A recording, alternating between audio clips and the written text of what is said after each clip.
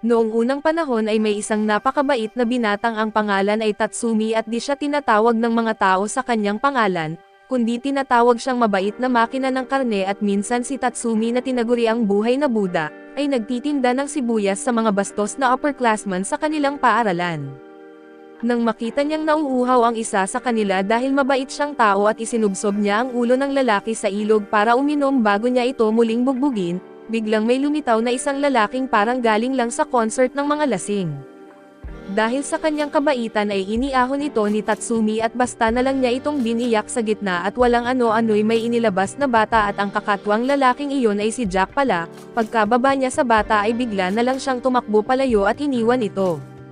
Dahil napalapit ang bata kay Tatsumi ay sinundan siya nito hanggang sa paaralan. Ikinwento ni Tatsumi ang lahat sa kanyang kaibigang si Taka at syempre ay hindi naniwala si Taka sa kwentong gawa-gawa ni Tatsumi. Plano niyang dalhin ang bata sa pulis pero noong sinubukan niyang ilayo ang bata kay Tatsumi at naglabas ito ng kuryente at parehong nakuryente ang dalawa. Sunog silang bumalik sa klase at kung titignan sa paligid ay maiintindihan mo kung bakit kahit tawagin siyang buhay na Buddha ay mahilig pa rin si Tatsumi sa gulo.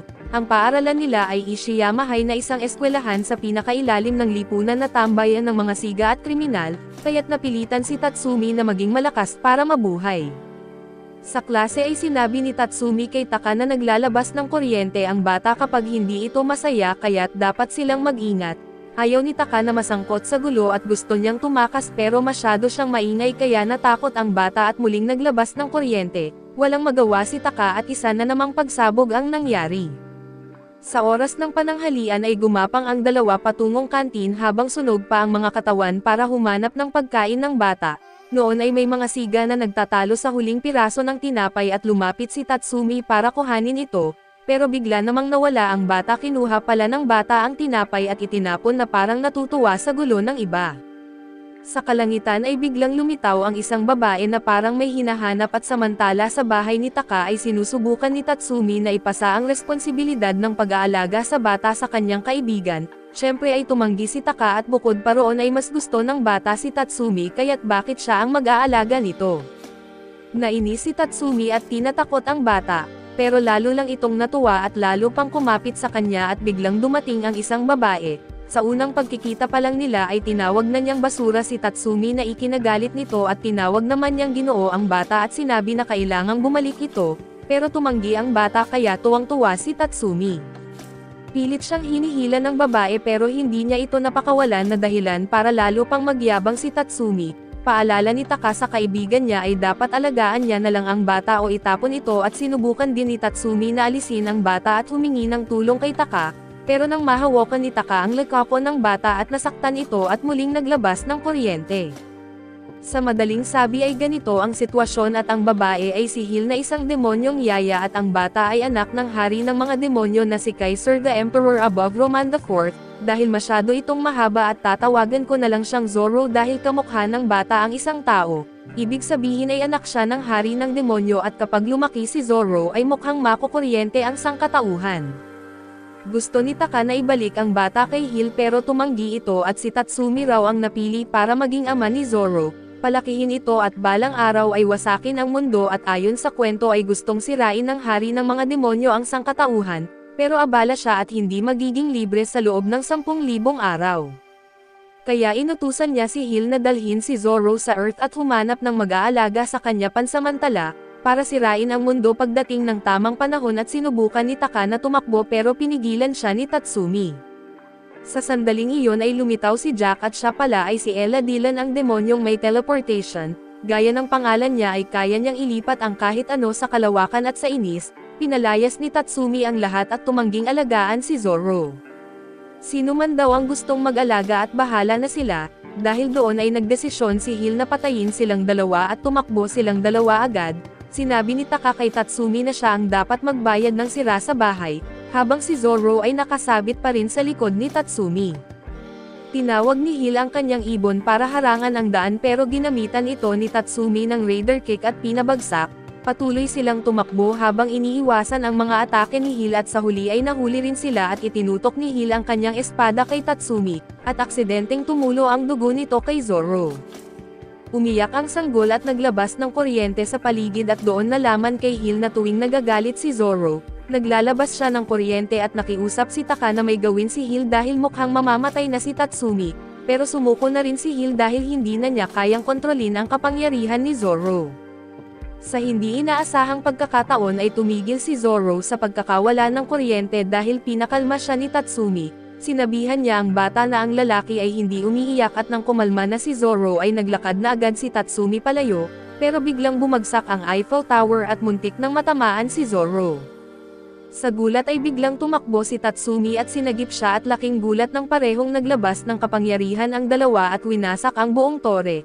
Pagod na pagod at nawalan ng malay si Tatsumi at pagkagising niya ay inakala niyang panaginip lang ang lahat, pero nandoon pa rin sina Hill at Zoro.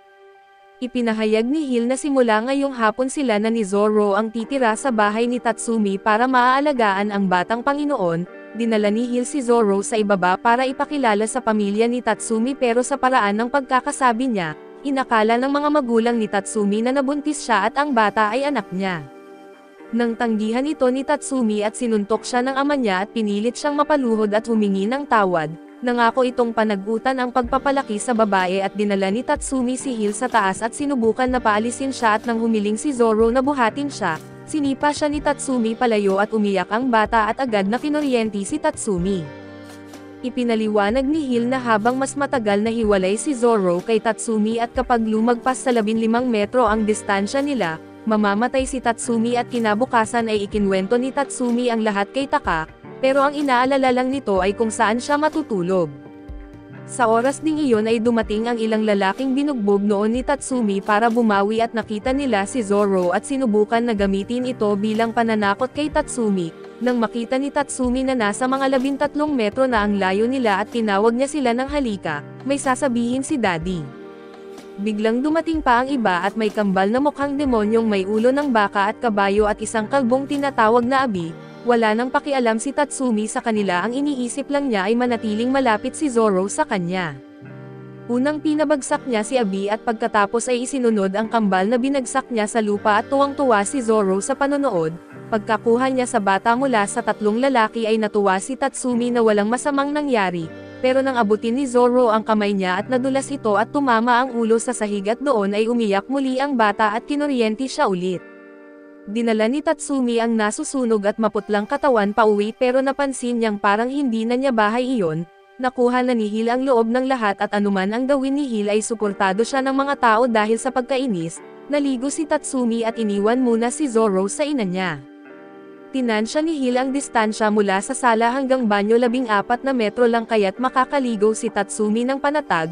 Dumating si Taka na inutusan para sukatin ang mga distansya para kay Tatsumi kaya't paano nga ba siya makakaligaw ng payapa. Sa wakas ay nakatulog si Zoro at dumating ulit si Ellen dala si Taka at nakita raw niya si Taka na palihim sa paligid kaya dinala niya ito.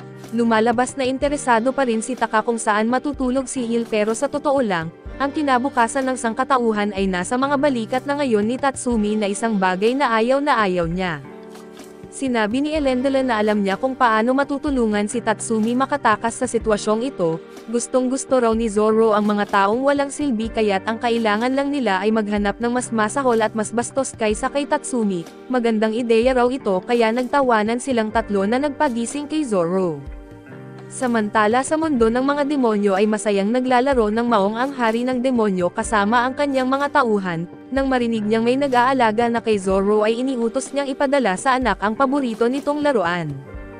Balik kay Tatsumi ay nagsimula na siyang maghanap ng mas malakas na tao kaysa sa sarili niya at habang naglalakad, tumae si Zoro sa ulo ni Tatsumi at naglabas ng kuryente kaya't nagsitakbuhan ang lahat habang si Tatsumi ay hindi na alam ang gagawin.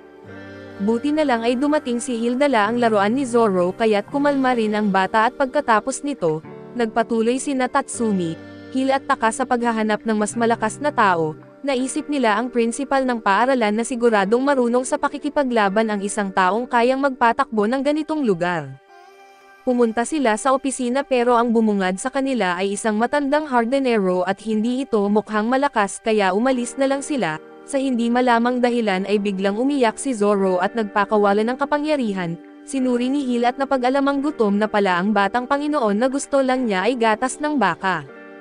Pumunta sila sa kantin para maghanap nito at madaling nahanap ni Hill ang gatas, pero hindi niya nahawakan ng mahigpit si Zoro kaya nasagi ito ng dalawang lalaking nagtatalo sa pagkain at nahulog sa sahig, muli siyang nagpakawala ng kapangyarihan. Nang hapon na ay tinuruan ni Tatsumi si Zoro ng leksyon at bilang lalaki, hindi ka dapat umiiyak lalo na kung isa kang magiging hari ng mga demonyo at sa oras ng kahirapan, maaaring senyales ng kahinaan ang luha pero maaari rin itong maging sandata.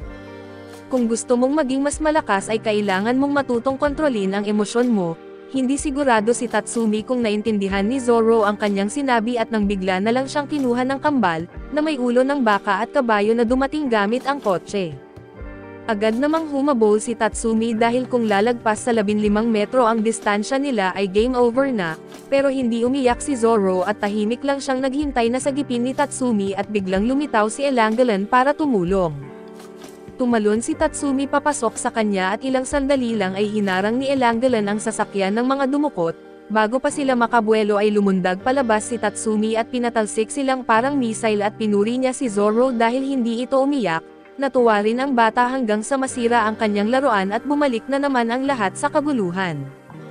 Kinagabihan ay napanaginipan ni Tatsumi na lumaki si Zoro at hindi na siya makihalubilo sa ibang tao. Lalo pat ang iyak ni Zoro ay kayang magwasak ng buong lungsod at nagising siyang pawis at desididong maghanap ng papalit sa kanya. Kinaumagahan bago siya umalis ay inabot ni Hill ang paboritong gatas ni Zoro at pinaalalang dapat 5 beses sa isang araw itong pakainin sa tamang oras. Bitbit ang gatas ay tumungo si Tatsumi sa paaralan at habang nasa daan ay muling nagbitaw ng kuryente si Zoro dahil gutom pala pero hindi nagsabi. Ibinigay ni Tatsumi ang gatas pero ang itsura ng hubad na sanggol na umiinom ng gatas sa kalye ay nagpahiya sa mga taong dumaraan, humingi ng tawad si Tatsumi at dali-daling umalis na iwan pa ang bag ng gatas. Sa eskwelahan sa oras ng break ay naglabas ulit ng kapangyarihan si Zoro at nang aabutin ni Tatsumi ang gatas, napagtanto niyang wala na ito at nang makita niyang parang iiyak na si Zoro at ibinabato niya ito kay Taka para makahanap ng gatas at syempre ay ayaw mamatay ni Taka. Biglang dumating si Ellen para pansamantalang alagaan si Zoro at bakit daw siya nandoon kasi kahapon pa niya gustong makitulog sa bahay ni Taka, ginamit pa niya ang parehong linya na ginamit dati ni Hill ang kaibahan lang ay hindi pa siya nanganak ng anak ni Taka, dahil dito ay nalito ang buong pamilya ni Taka. Ang isinumpa nilang anak ay hindi lang bakla dahil nakatira pa sa matandang lalaki, pero binaliwala lang iyon ni Tatsumi at nagpatuloy sa paghahanap ng gatas at sinabi ni Ellen na meron siya at bigla niyang kinuha ito mula sa sarili niyang katawan, pinilit pa niyang pigain si Taka para kumuha ng gatas at tumakbo agad si Tatsumi papuntang kantin. Sa vending machine iba't ibang gatas ang meron kaso gusto lang ni Zoro ay gatas ng baka at naubos na ito sa lahat ng machine maliban sa isa. Nakuha naman ni Tatsumi ang huling bote bago pa man maagaw ng 3 siga at sinubukan siyang bugbugin ng mga ito pero sila ang natalo. Nang masimot ni Zoro ang gatas ay tumigil na rin ito sa pag-iyak at bago umalis ay binalaan ng 3 binugbog na siga si Tatsumi at tauhan daw sila ni Kanaki, isang taong maraming pinadala sa ospital at nang marinig ito ni Tatsumi ay natuwa siya dahil baka ito na ang daan palabas sa kanyang kalbaryo. Samantala ay narinig din ni Kanaki ang tungkol kay Tatsumi mula sa kambal na Oxhead at Horseface. Pumunta si Tatsumi sa area ng mga 3rd year para hanapin si Kanzaki at nang makita niya ito ay tamang-tama mukhang tunay na basura ng lipunan. Na-appreciate ito ni Tatsumi ay maging si Zoro ay tila natuwa rin.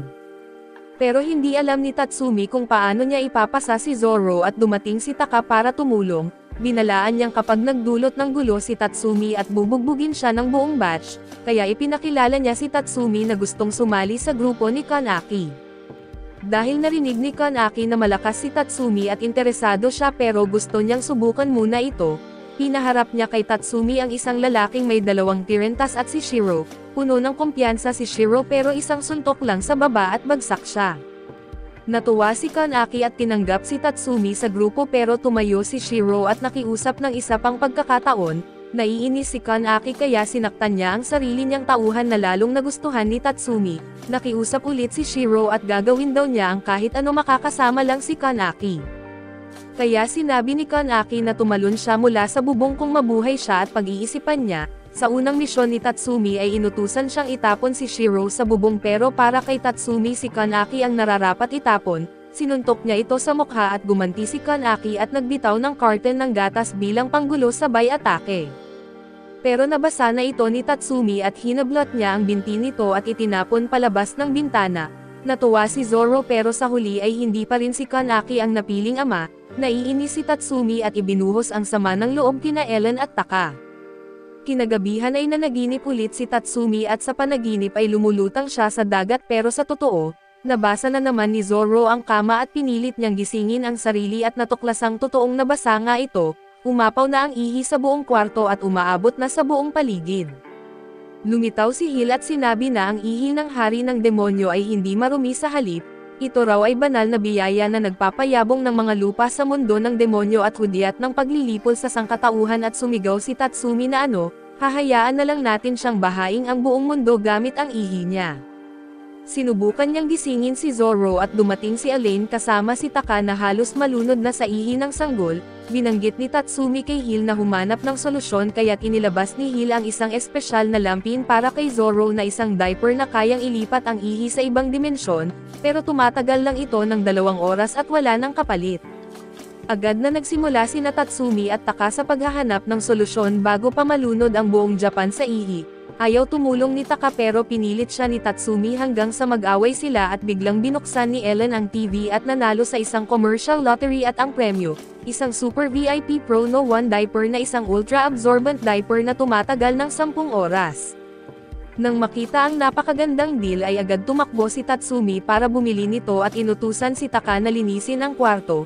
Tumanggi si Taka sa salita pero tulad ng dati ay tumulong pa rin siya at tinanong siya ni Hill kung bakit. At ang sagot lang ni Taka ay dahil magkaibigan sila at napansin ni Taka na siguro'y nahihirapan si Hill alagaan at pareho sina Tatsumi at Zoro dahil mahirap ang mag-alaga ng bata. Pero nagalit si Hill para sa kanya ay hindi ito trabaho kundi isang misyon at ang pag-aalaga kay Zoro ang dahilan ng kanyang pag-iral. Tinawag niya ang kanyang ibon at lumipad palayo at tumakbo si Taka para habulin siya at magpaliwanag. Samantala ay dumating na si Tatsumi sa supermarket at nakasalubong ang dating tauhan ni Kanaki na ngayon nagtatrabaho bilang part-timer.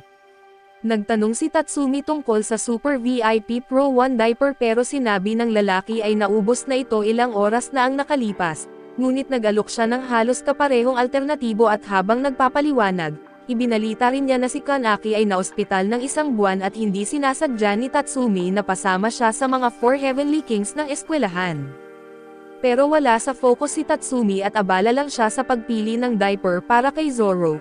Pagkatapos ng kanyang shift at paglabas niya ng tindahan ay biglang sinalakay ito ng grupo ng magnanakaw, kasabay nito ay dumating rin sina Hill at Taka para hanapin si Zoro at na-hostage din sila. Pagkatapos tipunin ang lahat ng tao ay ipinakilala ng mga magnanakaw ang sarili nila bilang Blazing Speed Robbery Gang, na balak daw nilang gamitin ang mga hostage para makatakas papuntang Hong Kong. Inisip ni Tatsumi na tiyak matutuwa si Zoro sa mga masamang taong ito at lumapit siya sa kanila at tinanong kung gaano ba sila kasama, dahil may oras pa ay pinakita nila na isang babae ang nagbasag ng mga bote at ginamit ang bubog para magasgasan ang sarili, pero sinuntok siya ng leader nila dahil ang tingin niya rito'y katangahan. Nagyayabang ang isang kalbo na walang sino man ang kayang hawakan ang kanyang buhok at ipinagmamalaking galing siya sa Ishiyama. Sabi ni Tatsumi taga Ishiyama rin siya kaya't nagkwento pa ang lalaki hanggang sa sinuntok din siya ng kanilang leader. Ang huling lalaki ay nagyayabang na mag-isa raw niyang pinabagsak ang sikat na communication tower na sa totoo ay si Tatsumi pala ang may gawa, napapahiya siya at napagtawanan at dahil sa inis ay nagpaputok ng baril ang leader pero lalo lang natuwa si Zoro. Hinawakan ng bata ang baril at sinabayan pa ng post kaya't na-jam ang baril at napagpasyahan ng leader na gawin na ring hostage si Zoro. Para kay Tatsumi ay ayos lang kung dalhin man nila sa Hong Kong at doon naman magkakaroon ng baha. Nainis si Zoro at naglabas ng kuryente at naalala ni Hill ang utos ng hari ng demonyo na gumanap bilang ina ni Zoro. Lumapit siya sa leader at tinanong kung handa ba itong maging napili para alagaan si Zoro at sirain ang mundo. Mukhang astig daw ito kaya't pumayag ang lalaki. Tinawag ni Hill ang kanyang ibon para dalhin siya sa Hong Kong pero kinuha ulit ni Tatsumi si Zoro. Hindi siya nagtitiwala sa lalaki, sinuntok niya ito palayo at kasabay ng pag-apo ng diaper ni Zoro na biglang sumabog, tumilapon si Zoro patungo sa mga matutulis na spike pero nasalo agad siya ni Tatsumi. Namangha si Hill sa bilis niya at sinabing sumunod ito sa kanya at nilamon ng baha ng ihi ni Zoro ang mga magnanakaw at diretso silang dinala sa presinto. Dinala naman ni Hill sina Tatsumi at Zoro sa tabing dagat para doon ibuhos ang baha. Kamakailan ay sobrang kulang na sa tulog si Tatsumi, madalas kasing magising si Zoro sa 10 oras ng gabi at maglalabas ng kapangyarihan. Lalo lang lumalala kapag binigyan siya ng laruan, kaya't ang ginawa ni Tatsumi at pinatugtog niya ng heavy metal music para patulugin ang bata. Pero aksidenteng nadapa siya at muling umiyak si Zoro at kinabukasan, puyat at pagod at pinilit pa rin ni Tatsumi pumasok sa paaralan. Sa sobrang pagod ay nakatulog siya kahit may mga siga na gustong gumanti at si Abi ang sumugod pero natatamaan pa rin kahit natutulog si Tatsumi. Sa rooftop ay nagreklamo si Tatsumi kay Taka at kinain pa ang tinapay nito at sinabi niyang naglalakad lang siya habang tulog. Napansin ni Tatsumi ang kakaibang marka sa kanyang kamay. Dumating sina Hill at Ellen at ipinaliwanag na ito ang seal ng kontrata sa pagitan ni Tatsumi at Zoro na isang bagay na matagal nang hindi lumilitaw sa loob ng 1,000 taon. Nagtanong si Taka kung bakit kailangan pa ng magulang ang hari ng mga demonyo. Paliwanag ni Ellen na ang mga magulang ay isang tulay lamang na isang catalysta ng kapangyarihan ng hari ng demonyo. Depende sa ugnayan nila kung gaano kalakas ang magiging kapangyarihan. Ang markang iyon sa kamay ni Tatsumi ay simbolo ng koneksyon nila ni Zoro at mapapalakas ito ng kanilang samahan.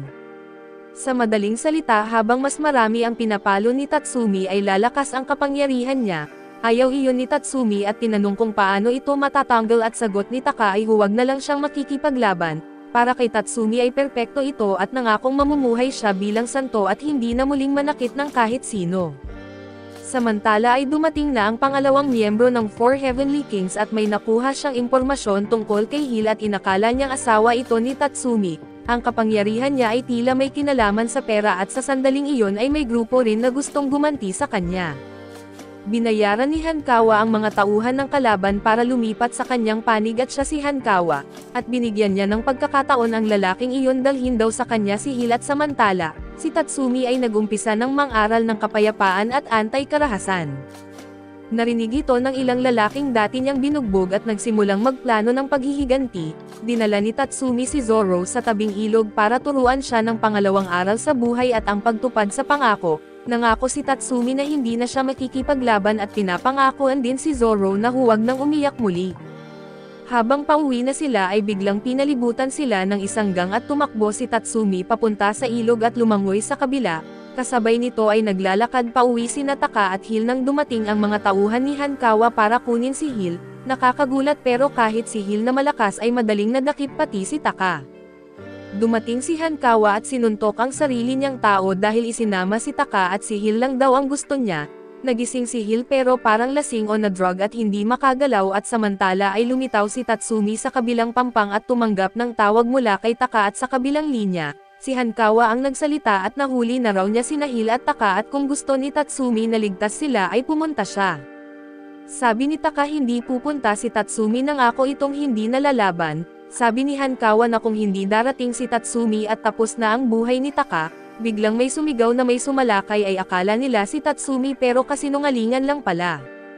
Akala ni Taka tapos na ang lahat pero biglang lumitaw si Tatsumi mula sa loob ng kasinungalingan at isa-isang binugbog ang mga tauhan ni Hankawa. Ayon sa kanya ay hindi ito laban katarungan ito. Gamit ang kapangyarihan ng pera sinubukan ni Hankawa na suhulan si Tatsumi, tinatanong kung magkano ang presyo niya. Sabi ni Tatsumi na tigilan na ang kakadaldal at subukan na kakagat na lang at tinukso siya ni Hankawa para suntukin ito sa tiyan. Akala niya ligtas siya dahil may nakatagong ceramic plate sa loob pero isang suntok ni Tatsumi ay tumilapon siya sa kisame. Pagbangon niya ay ginamit niya ang 1.2 million volt electric baton. Pero sabi ni Tatsumi na mas masakit pa rin ang kuryente ni Zoro at sa takot, sinubukan ni Hankawa na gawing hostage sina Hill at Taka pero agad silang pinabagsak ni Hill, sabay na pinakawalan ni Tatsumi at Zoro ang kanilang lakas at winasak ang buong bahay. Lumaki pa ang marka sa kamay ni Tatsumi at nang suriin ni Hill ay nagulat siya at sabi ni Tatsumi ay nag-alala raw si Zoro para sa kanya. Dagdag pa ni Hill ay hindi na niya kailangan ang pag-aalala ng kanyang batang Panginoon pero napansin ni Ellen na lihim siyang natuwa. Ngunit ngayon ay nalito si Tatsumi na hindi niya alam kung paano haharapin ang lumalaking seal. Ilang araw ang lumipas ay lumiit na rin ito dahil buong linggo ay nasa bahay lang siya at naglalaro ng video games at tuwang-tuwa siya pero biglang winasak ni Hill ang kanyang console na ikinagulat niya ng todo, sumigaw siya at humihingi ng kapalit sa nawalang oras sa paglalaro. Pero sinabihan siya ni Hill na tumigil sa reklamo at tumulong at may mga laruan siyang dinala mula sa mundo ng demonyo para kay Zoro. Kailangang matapos nilang buuin ang mga ito bago magising ang batang Panginoon at habang nag-aayos sila, aksidenteng na-activate ni Tatsumi ang isa sa mga laruan at na-trap silang dalawa sa loob. Ipinaliwanag ni Hill na tinatawag itong insect trap sa mundo ng tao at para makalabas ay kailangan nilang makuha ang susi. Pero lalabas lang ang susi kapag natapos ang minigame sa loob ng laruan. Ang problema ay nasa labas ang susi at ang tanging pag-asa nila ay si Zoro. Desperado nilang tinawag si Zoro para magising at nang magising ito ay tuwang-tuwa siyang makita silang dalawa sa loob ng kulungan. Tinawag siya nila pero parang walang tunog na nakakarating at matapos magpakyut sandali ay lumapit si Zoro sa laruan, pero imbes na laruin ito ng tama ay itinago niya ito. Nang subukan niyang laruin ay pinilit niyang ipasok ang bilog na piraso sa hugis bituing butas at pilit na pinapasok hanggang masira ang laruan. Sa sobrang inis ay pinakawalan ni Tatsumi ang kanyang kapangyarihan at sa labas, naramdaman ito ni Zoro at sabay silang naglabas ng lakas na biyak ang kulungan. Magandang balita ay nasira ang trap at masamang balita lumaki lalo ang seal ni Tatsumi. Pagkatapos ng bakasyon ay nagreklamo si Tatsumi kay Taka tungkol sa seal at sinubukan daw niyang mag-grind ng games buong linggo, pero sinisira ni Hill ang lahat ng console niya. Ayaw niya raw mamatay kaya't kailangan na raw niyang maging modelong mamamayan at humingi siya ng tulong kay Taka, pero tumanggi si Taka at sabi niya na hindi nga raw tumatagal ng ilang oras si Tatsumi nang hindi nanununtok at nag-away ulit sila.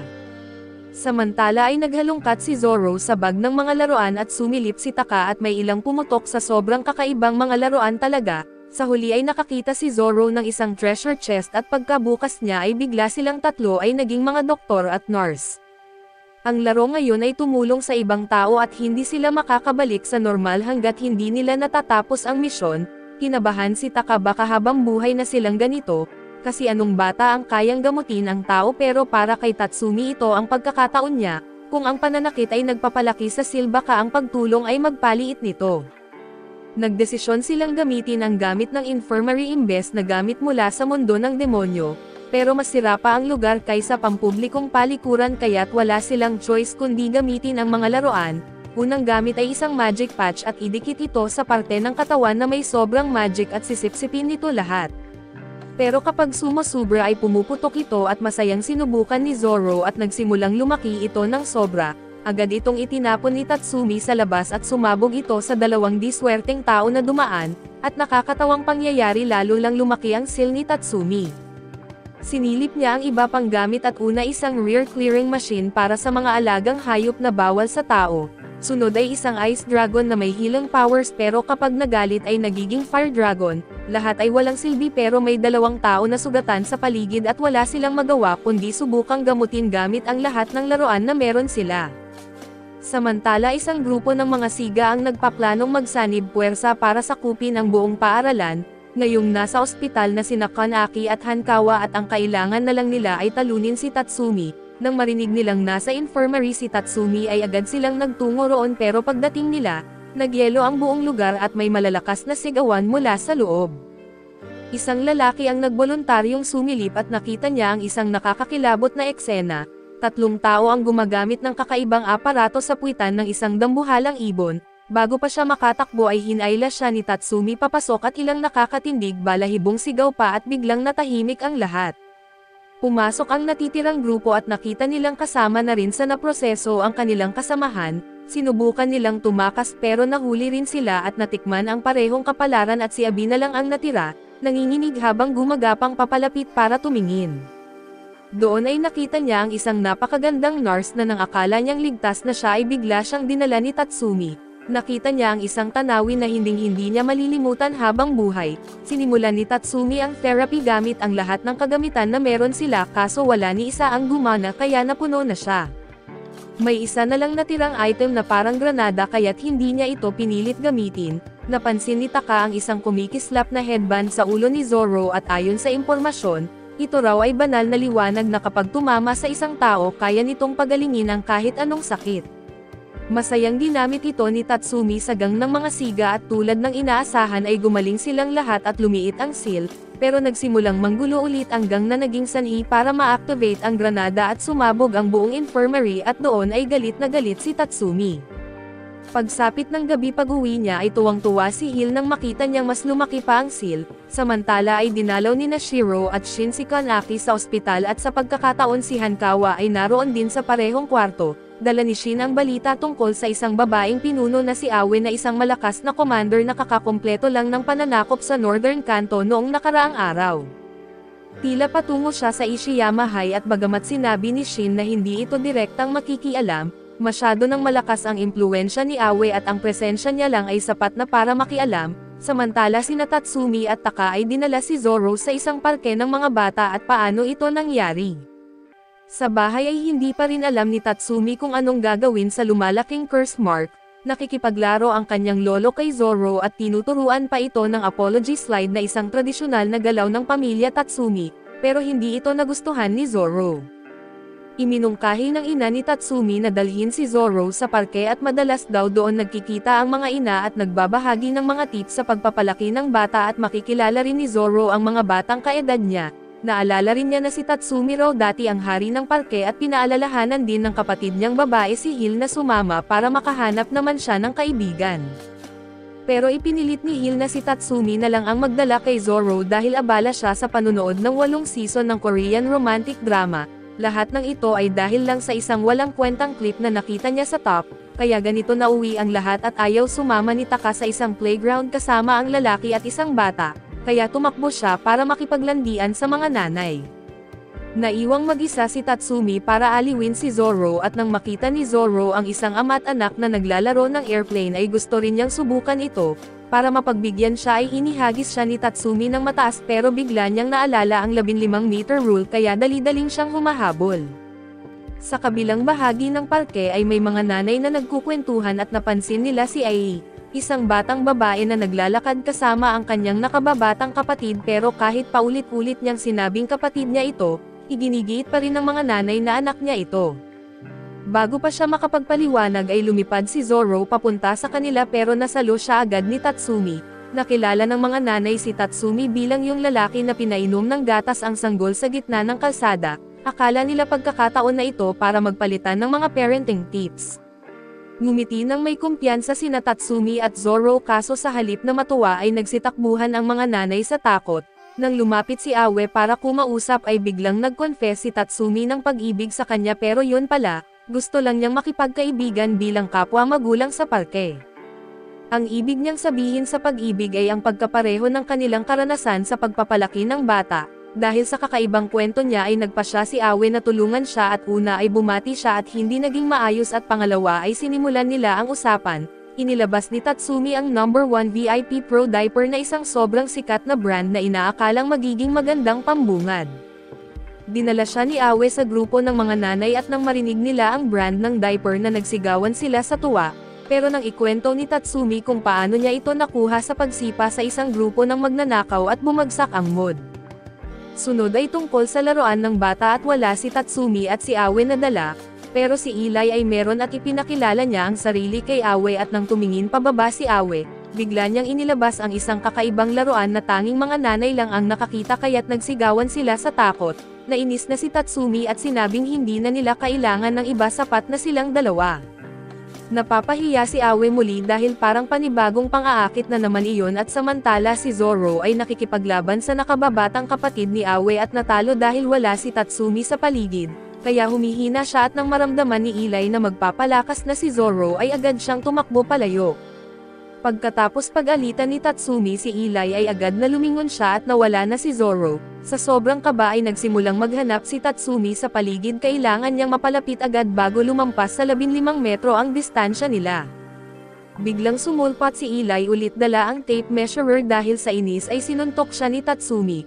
Buti na lang ay nakita ni Tatsumi si Zoro na naglalaro ng buhangin kasama ang nakababatang kapatid ni Awe. Bigla namang dumating ang mga nanay kasama ang pulis. Nang makita ang magandang babae ay sinubukan ng pulis na magpasikat sa harap nito sa pamamagitan ng pag-aresto kay Tatsumi, Pero sobrang intense ni Tatsumi kaya napahiya lang ang pulis at nang manghimasok si Awe ay nagalit ang pulis at sinimulang murahin ito. Bago pa man makasagot si Awe ay binigyan siya ni Tatsumi ng isang sipa sa estilo ng Wild West diretsong sa singit at tumilapon ang pulis papunta sa pinakamalapit na basurahan, kung saan siya nababagay at agad na tumakas si Tatsumi kasama si Zoro.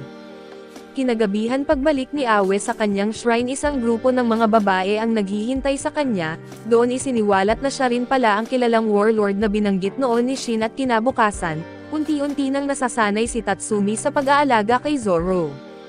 Sa isip niya si Hill na lang dapat ang gumagawa nito pero sinagot siya ni Hill ng mga argumento tungkol sa gender equality, dapat daw matutunan ni Tatsumi ang pananagutan bilang magulang, lalo pat siya ang napili ng hari ng demonyo na isang karangalang hindi basta-basta. Sa labas ay tila masaya si Taka at tinawag agad si Tatsumi papuntang paaralan, nang tanungin kung bakit sinabi niyang bumalik na si Warlord Awe at dahil dito, nagbalikan na rin ang mga babaeng estudyante. Dumating si Awe sa school na kasama ang dalawang tapat niyang kasama na si Emba na may pulang buhok at si Choyaki na may maitim na buhok. Tuwang-tuwa si Taka, puro lalaki daw kasi ang mundo niya nitong mga nakaraang araw pero ngayon, nagbago na ang ihip ng hangin at hinailan niya si Tatsumi sa ulo at dinala ito sa girl hunting. Habang naglalakad sa ilalim ng usok akala ni Takay nakakita siya ng tomboy na maganda pero mali dahil si Eli pala iyon, isang 50 anyos na babae at sa gulat ay hinihila niya si Tatsumi at tumakbo palayo at samantala, ini-inspection ni Awe at ng kanyang grupo ang school grounds. Hindi sila naapektuhan sa mga lalaking sinusubukang magpapansin sa kanila, si Abi ang unang kumilos na kunwaring nadapa para masilipan si Choyaki, pero binaril siya nito ng hydraulic gun kaya't lumipad siya sa pader. Isang lalaki ang naghahaman kay Awe at kung matalo niya ito ay makikipag-date ito sa kanya, pero pinipitas lang ni Awe ang sunglasses ng lalaki gamit ang wooden sword niya at nahati ito sa gitna at sa takot ay agad siyang tumakbo palayo. Habang nagpapatuloy ang inspection nila ay may isang misteryosong lalaki sa anino na nagutos sa mga tauhan niya na sundan si Awe, nang marinig na bumalik na siya at samantala ay ipinahayag ni Aoy ang tunay niyang misyon sa school para parusahan si Tatsumi. Sobrang dami na raw nitong laban at mga estudyanteng napunta sa ospital dahil sa kanya kailangan ng alisin ang ugat ng kaguluhan. Mahalagang detalye noong insidente sa parke ay nakita ni Aoy ang mukha ni Tatsumi pero hindi niya alam ang pangalan nito. Sa pagpapatuloy ng kanyang paghahanap ay nakasalubong niya sina Kanaki at Hankawa, sandaling naisip nilang magsanib puwersa laban kay Awe, pero dahil sobrang lakas nito ay yumukod na lang sila at tumakas. Sa kalaunan ay nabunggo ni Kanaki at Hankawa sina Tatsumi at Taka, na noon ay nag-uusap tungkol sa plano nilang paghihiganti pero muli ay nagtago na lang ang dalawa nang dumaan sina Tatsumi at sa huli ay natunton ni Taka si Awe, nagulat ito na may pamilyar na mukha. Inakala niyang hindi siya makikilala ni Tatsumi pero tila naalala siya ni Zoro at nagkatitigan ang dalawa at ang mga tao sa paligid ay nagsigawan na maglaban sila. Ipinakita ni Aoy ang kanyang galing gamit ang kanyang wooden sword at hinamon si Tatsumi at si Zoro na tuwang-tuwa at mukhang gusto na niya agad si Aoy. Sabi ni Tatsumi na subukan na lang nitong tanggapin na maging nanay ng bata at namula si Aoy at tumakbo palayo habang sinisigawan na tanga siya. Nang hapon na iyon ang makapangyarihang warlord na si Awe ay opisyal ng tinamaan ng feelings. Kinabukasan ay galit na galit si Taka dahil nandito na si Tatsumi at si Hill at tapos ngayon pati si Awe pero si Tatsumi, wala namang pakialam sa mga feelings at ang mahalaga sa kanya ay ang lakas ni Aoy at gusto na rin siya ni Zoro, kaya ang kailangan na lang ay iabot sa kanya ang bata. Dumating si Hill para ihatid ang gatas ni Zoro at samantala ay hinarap ni Emba si Aoy at napansin niyang parang may kakaiba kay Aoy. Pilit itong itinatanggi ni Aoy pero ipinaalala ni Emba ang panuntunan sa kanilang grupo at bawal ma-inlove sa lalaki, kapag nilabag ito ay matatanggal ka sa grupo. Sabi ni Aoy ay huwag siyang alalahanin at magtiwala na lang at sa side ni Tatsumi ay ikinukwento niya kay Hill si Aoy. Habang pinapakain ni Hill si Zoro naiinggit si Taka at naisip niyang sana siya na lang ang nasa pwesto ni Zoro.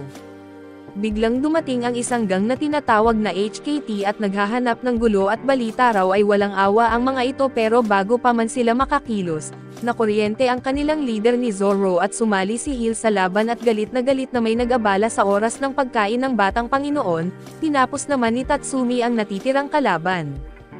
Kumalat agad ang balita ng insidente sa buong paaralan at nang marinig ni Aoi na nasangkot si Tatsumi sa isa na namang gulo ay agad siyang pumunta.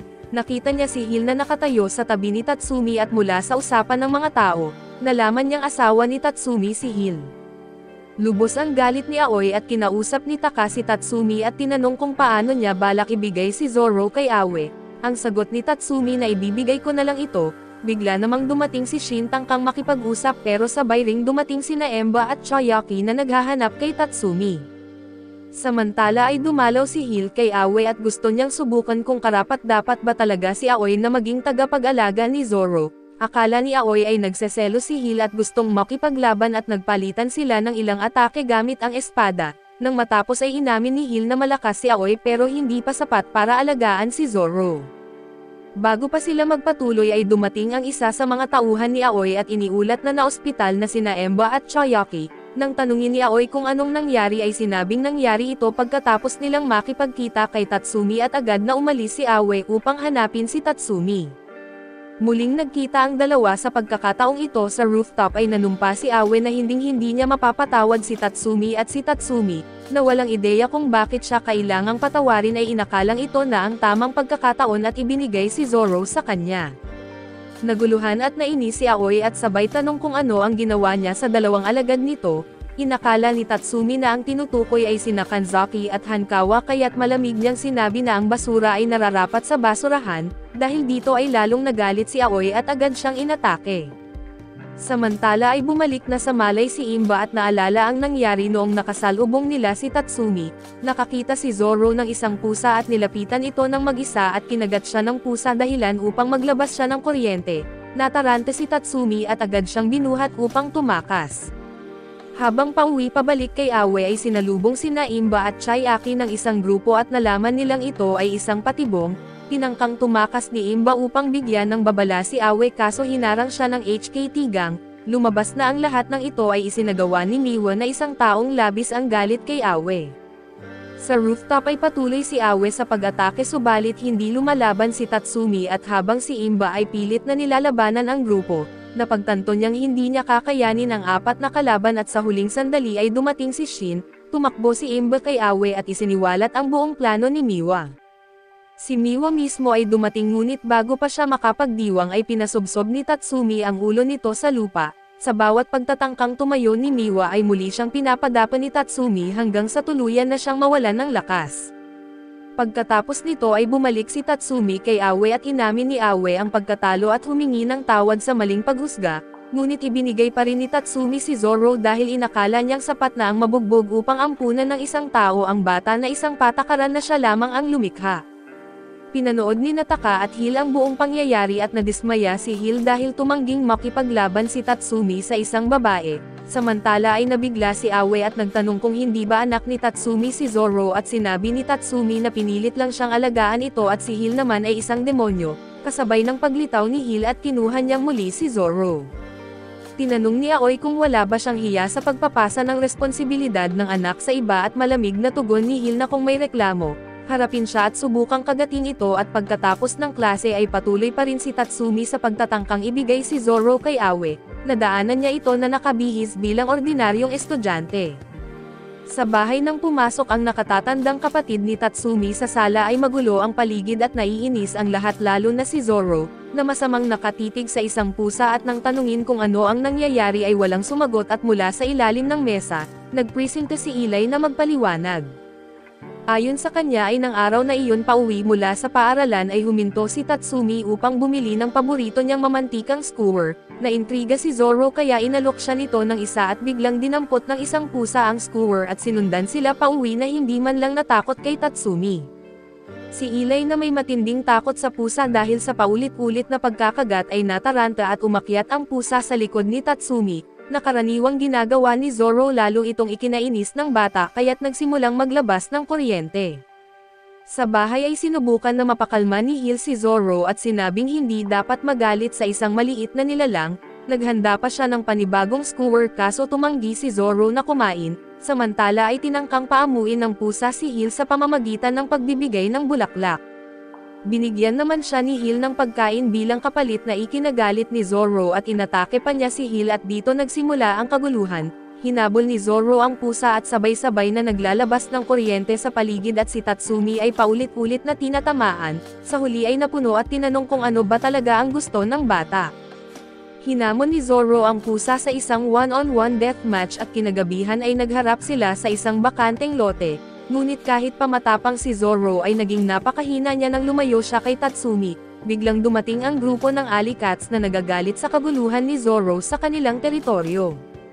Nanginginig sa takot ang pusa ngunit tumindig si Zoro upang ipagtanggol ito at hindi natakot ang mga pusa, hanggang sa lumitaw si Tatsumi at pagkakita nila sa kanya ay nagtakbuhan silang lahat. Malinaw na ang kilabot na reputasyon ni Tatsumi ay hindi lang sa mga tao pati na rin sa mga pusa.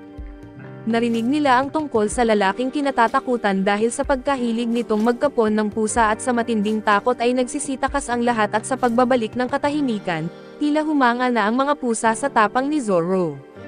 Sa bahay ay sinimulan na ni Zoro na turuan ang pusa kung paano maging mabangis. Masaya si Tatsumi na sa wakas ay nagkasundo na ang dalawa at tinawag siya ng kanyang ina at inutusang isama si Zoro sa isang amusement park upang makihalubilo sa mga batang kaedad niya.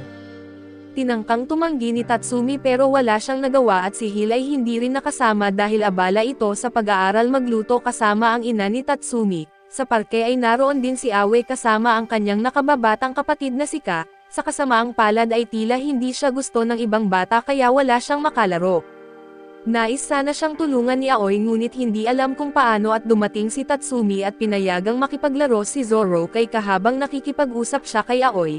Tulad ng dati ay hindi pa rin niya ito nakikilala at nabanggit lamang niya na sana'y maging magkaibigan ang dalawang bata, samantalang si Aoy ay abala na sa pag-iisip kung anong pangalan ang ibibigay sa magiging anak nila.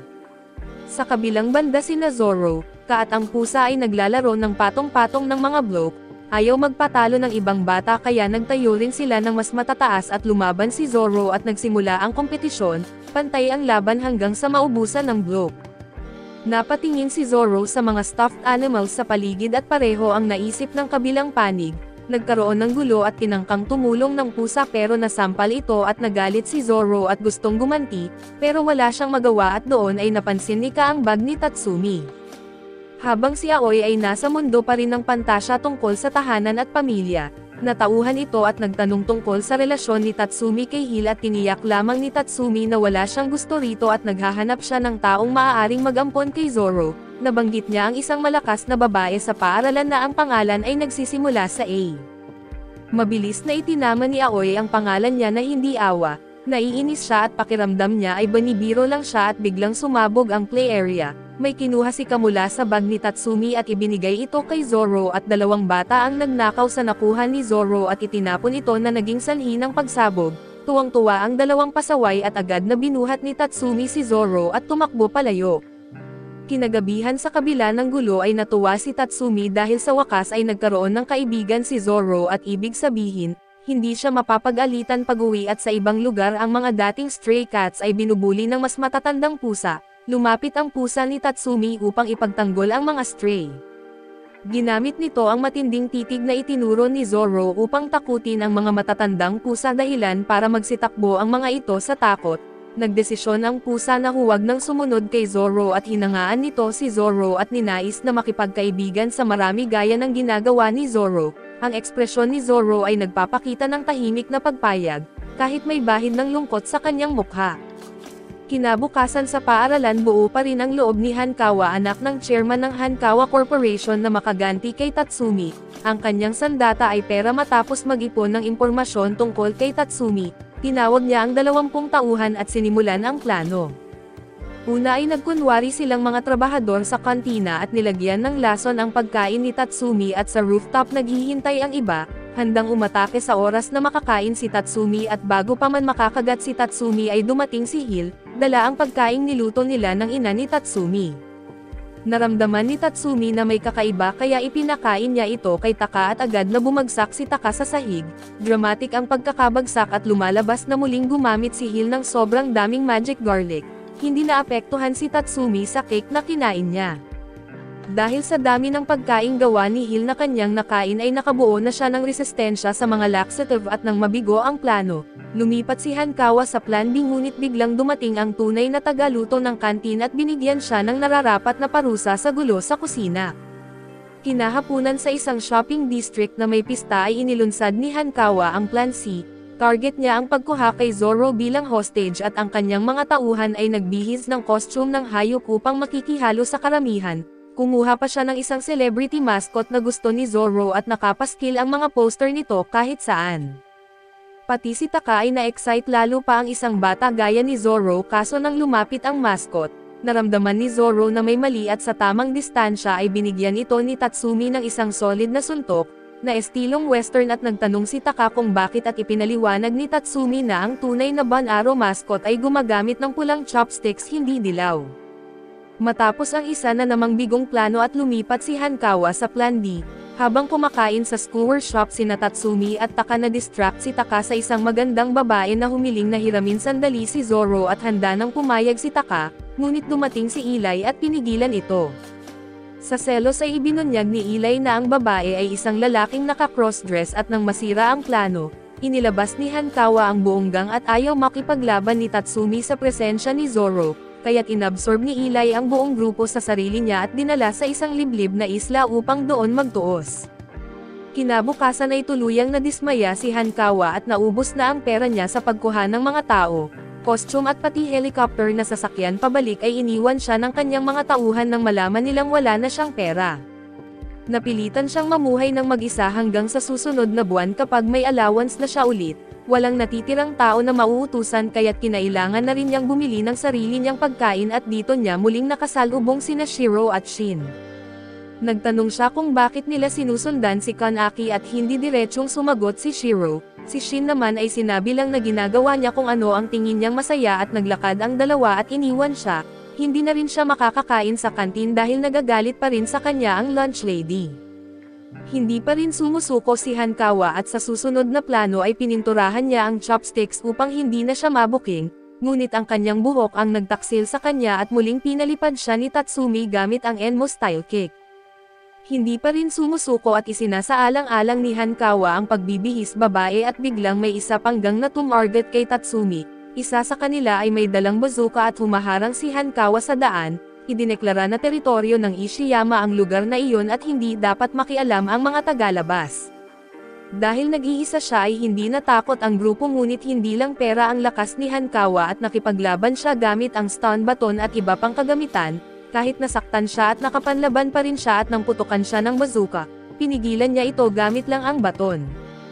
Nang mahimasmasan siya ay tanging si Kanaki na lamang ang natira. Pinabagsak nito ang lahat ng kalaban at binigyan pa siya ng gatas matapos malamang wala na siyang pambili ng pagkain at nagkaunawaan sila at nang sumunod na buwan, bumili si Hankawa ng maraming gatas bilang kapalit kay Kanaki. Ngunit may kondisyon na 1 buwan lang ang palugit at kailangan niya itong inumin agad, samantala ay halos hindi na nakakatulog si Tatsumi at ilang araw nang umiiyak si Zoro tuwing gabi kahit anong gawin niya ay hindi ito humihinto. Kung siya lang ang nahihirapan ay ayos lang sana pero apektado na rin ang buong syudad at ayon kay Hill ang iyak ni Zoro ay maaring umabot hanggang karatig bansa, dahil dito ay may mga taong sinusubukang ipagbenta ang mga ari-arian ng pamilya ni Tatsumi bilang solusyon sa kagipitan. Ang ama ni Tatsumi sa kawalan ng magawa ay isinagawa ang legendary apology post ng kanilang pamilya, bagamat desperado ay mukhang astig pa rin ang dating nito kaso hindi pa rin ito nakatulong. Hinimok ni Tatsumi si Hill na humanap ng solusyon. Iminungkahi ni Hill na alisin ang galit ng mga tao sa labas ngunit sinabi ni Tatsumi na mas mahalagang patulugin muna si Zoro. Naisip ni Hill na baka kailangan lang ni Zoro ng relaxation kaya't iminungkahi ni Tatsumi na paliguan ito, subalit binalaan siya ni Hill na galit si Zoro sa mainit na tubig dahil sa isang insidente noon kung saan naligo ito kasama ang isang Demon Lord na nagbabad ng matagal, kaya't namula ang buong katawan ni Zoro. Gayunpaman habang naliligo ay nanginginig at nangingisay si Zoro at sinubukan ni Tatsumi ang mainit na tubig ngunit biglang tumakbo ang bata at aksidenteng nahulog sa batya. Kinabukasan buong pamilya ay dumaranas ng matinding kawalan ng tulog. Hiniling ni Tatsumi sa lahat na tumulong maghanap ng paraan. Iminungkahi ng kanyang ina na pagurin si Zoro sa pamamagitan ng paglalaro buong araw. Nagboluntaryo ang kanyang ama na maging kabayo ni Zoro kaso sobrang hina na nito at tinanggihan ng bata at napilitan si Tatsumi na gumapang sa sahig sa loob ng 4 na oras, kaso hindi pa rin napagod si Zoro. Handa na siyang mamatay sa pagod at iminungkahi naman ng kanyang ama ang larong catch na tila nagustuhan ni Zoro at hanggang sa hingin nitong ihagis ni Lolo ang barbell, sumunod si Lolo pero nawalan ng malay at dahil wala na si Lolo si Tatsumi ang kailangang magpatuloy, naglaro siya ng peek-aboo gamit ang isang manika kaso pinagalitan siya ng kanyang kapatid dahil natatakot daw ang bata. Ang away ng magkapatid ang siyang lalong nagpasaya kay Zoro at kalaunan ay nagutom si Zoro at naghanda ng pagkain ang ina ni Tatsumi. Kinagabihan ay pinatulog silang tatlo si Hill, Tatsumi at Zoro nang magkakasama upang mas madali itong makatulog at naging epektibo ito. Pero nang tumayo si Hill upang gumamit ng banyo at aksidenteng naapakan niya ang bunsong kapatid ni Tatsumi, dahilan para magising muli si Zoro at umiyak ito ng malakas at dumating ulit ang mga kapitbahay upang magreklamo. Muling lumabas ang ama ni Tatsumi at isinagawa ang kanyang dramatikong 360-degree sliding apology move, ngunit wala pa ring naging epekto. Sinisi ni Tatsumi si Hill dahil dito ay napilitan si Hill na bumalik sa Demon World upang kunin ang isang bagay. Iniwan niya si Zoro kay Tatsumi at kinabukasan ay buong eskwelahan ay kulang sa tulog dahil sa iyak ni Zoro, kaso ang bata ay gising na gising at sinabi ni Taka kay Tatsumi na gawin na niya ang dapat gawin. Tumugon si Tatsumi na nakapaligo na siya at natulog na rin kasama ang bata. Ngunit tanging kapag nandoon si Hill ay tuluyang natutulog si Zoro at nainggit si Taka nang marinig na naligo ng sabay sina Tatsumi at Hill, samantala ay nanaginip si Kanaki na tinalo niya si Tatsumi. Pagkagising ay inakala niyang ito ay hudyat at tinawagan si Shiro upang maghanda, samantala ay nagkaroon din si Awe ng panaginip kung saan dinadala siya ni Tatsumi sa altar, pero nang magising siya ay nasa daycare pala siya at nahiya na tinanggap niya na panaginip lang ang lahat. Bagaman alam niyang hindi masamang tao si Tatsumi at hindi pa rin niya ito ganap na mapagkatiwalaan, habang pinapakalma ang sarili ay narinig niya ang chismis tungkol sa pagligo ng sabay ni Tatsumi at Hill. Habang nababahala at naiinis ay dumating si Tatsumi upang ipakiusap na alagaan ni Awe si Zoro dahil sa sobrang puyat. Sa galit ay pinalayas siya ni Awe at saktong dumating si Kanaki at tila ayon sa kanyang panaginip at binigyan si Tatsumi ng bagong estilo ng sipa. Subalit hindi natitinag si Tatsumi at basta na lang itong itinapon sa gilid. Samantala ay nanaginip din si Hankawa na kumuha siya ng asasin para patayin si Tatsumi at pagkagising, nakita niya si Tatsumi at sinundan ito ng kanyang gang ginamitan nila ito ng stun gun at dahil pagod at inis na rin sa mga tao sa paligid, napipikon si Tatsumi at mabilis na tinapos ang lahat ng iyon bago umuwi. Pag-uwi dinala niya si Zoro sa loob at laking gulat niya na nauna nang dinala ni Hill ang laruan na gusto ni Zoro at ito ang Cry of the Snake King. Sa sandaling marinig ito ay agad na nakatulog si Zoro kaso ang laruan ay mas maingay pa kaysa sa pag-iyak ni Zoro, kaya't hindi na naman makatulog ang iba. Sa halip na magbigay solusyon sa problema kaso lang isang mas nakakatakot na bagay ang dumating at ang taunang pagsusulit ng Ishiyama High, ang mga asignatura, Japanese, Math, Science at Social Studies at dahil sa 200% na pagtanggi ng mga estudyante na mag-aral, sigurado na ang kanilang pagbagsak. Pati si Tatsumi ay hindi gustong bumagsak kaya't nagsimula na rin siyang mag-aral at sa Demon World naman, naglalaro ng mahjong ang Demon King habang nagtatanong tungkol sa kondisyon ng kanyang anak. Nang malaman niyang may seal na si Tatsumi ay nagpasya siyang subukan ito at binigyan niya ng pagsubok si Hill talunin ang 100 katao sa loob ng 1 linggo, isang tao ay katumbas ng 1 puntos at ang average score ay kailangang 30, kung mabigo ay parehong ikukulong sina Tatsumi at Hill sa espesyal na bilangguan ng Demon World. Natarante si Tatsumi at agad na sinubukang kumita ng puntos, pinag-punch niya si Zoro sa mga pusa 10 pusa katumbas ng 1 puntos pero natalo si Zoro at na-electrocute ang paligid at sobrang pagod na si Tatsumi, nagpasya na lang na hanapin ang pinakamatalinong estudyante sa eskwelahan na maaaring iwanan si Zoro. Hindi pa nakakapili si Zoro ng tagapag-alaga noon dahil malamang, masyadong bobo ang lahat at magkasama silang nag-ikot ni Taka sa paaralan para maghanap ng may utak, ngunit lahat ng nakasalubong nila ay walang pakialam sa pag-aaral. Samantala ay nakapatay si Zoro ng kuliglig na 100 kuliglig ang katumbas ng 1 puntos. Pagdating ng araw ng pagsusulit ay wala pa ring nahanap si Tatsumi na maaaring tagapag-alaga. isang estudyante ay natutulog lang at ang isa naman ay nagsulat ng walang kwenta at isa ay nagdikit ng pera sa kanyang test paper, samantala ay bumalik ang sapogang at malamang para nais ng mga estudyante na lumabas at makikipaglaban kaso pinigilan sila ni Tatsumi at siya na mismo ang nagboluntaryo na harapin ang mga ito mag-isa upang maprotektahan ang pagsusulit ng lahat. Tanging kung magiging maayos ang takbo ng pagsusulit ay sa kanya matukoy kung sino ang pinakamatalino at karapat-dapat kay Zoro. Inactivate niya ang kanyang seal at sumugod upang harapin ang grupo at sina Hill at Ella Dillon ay nakamasid mula sa itaas at halatang natuwa. Ilang araw ang lumipas at inilabas ang resulta ng pagsusulit at napakababa ng mga marka at ang pinakamababa ay 0 at ang pinakamataas ay 59. Si Taka ang naging top scorer sa mga walang halos utak na dahilan upang mawalan ng saysay ang lahat ng pagsisikap ni Tatsumi. Isang buwan na mula nang dumating sa mundo ng tao at unti-unti nang nasasanay si Hill sa pamumuhay dito, madalas siyang kumuha ng gatas mula kay Elangalan para sa batang amo. Bagaman hindi kahanga-hanga ang ama ni Tatsumi at sinusuportahan nito ang pamilya gamit ang natatangi nitong apology post, bagamat mukhang madali at napakahirap itong makuha at madalas ding namimili si Hill ng pagkain kasama ang ina ni Tatsumi at ito ang tunay na haligi ng pamilya. Karaniwang simple lang ang buhay bilang tao pero may ilang bagay na kinawiwilihan niya tulad ng panonood ng TV. Mahilig si Hill sa mga drama tungkol sa love triangle habang si Zoro naman ay sa mga palabas na tungkol sa mga superhero. Madalas dalhan ni Hill ng tanghalian sina Tatsumi at Zoro at napupuno man ng mga basurang tao ang eskwelahan, may ilan sa kanila ang malalakas ngunit wala ni isa na karapat-dapat magpalaki sa batang amo at pagkatapos ihatid ang tanghalian, umuwi si Hill at nakakasalubong ang kapatid ni Tatsumi na kasama ng kanilang ina at naghanda rin ng pagkain para kay Hill. Mabait naman ang halos lahat sa kanila at sa hapon ay hinihintay ni Hill sina Tatsumi at Zoro na makauwi at ganoon na ang takbo ng buhay niya sa mundo ng tao. Samantala si Kanzaki ay puspusan na nagsasanay upang matalo si Tatsumi, determinado siyang makabuo ng teknik na kayang pumatay sa isang hampas.